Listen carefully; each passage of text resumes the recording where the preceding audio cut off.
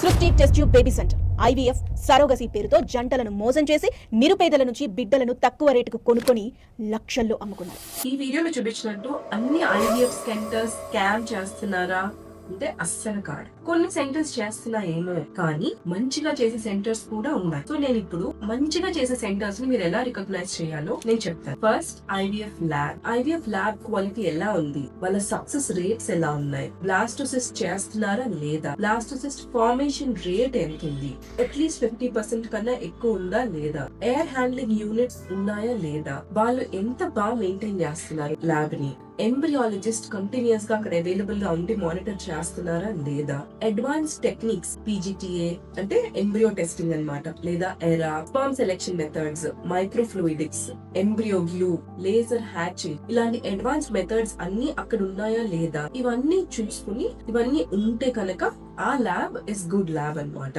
Second, government approved హాస్పిటల్సా కాదా అవి అనేది చూడాలి. సో ప్రతి క్లినిక్ వాళ్ళ లైసెన్సెస్ ని డిస్ప్లే చేయాలి. సో ఆ లైసెన్సెస్ ఉన్నాయా లేదా, లెవెల్ 2 క్లినిక్ కాదా చూడాలి. లెవెల్ 2 క్లినిక్స్ ఐవీఎఫ్ చేయగలదు అనమాట. మూడోది, డాక్టర్ క్వాలిఫికేషన్. ఇండియాలో గవర్నమెంట్ రికగ్నైజ్ చేసిన డిగ్రీస్ రెండు.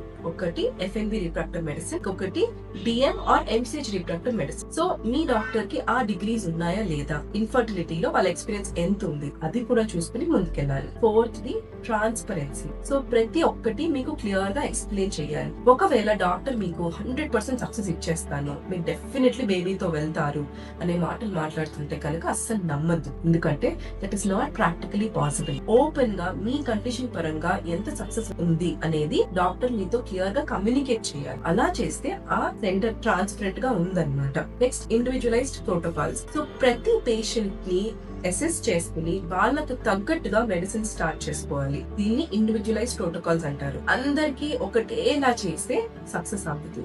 సో వాళ్ళ కండిషన్ పరంగా వాళ్ళకి ఏది కరెక్ట్ ఉంటే అలా చేసుకోవాలి. అలా చేసే centres have a better success rate అన్నమాట. నెక్స్ట్, ఆరోది team bonding and team support.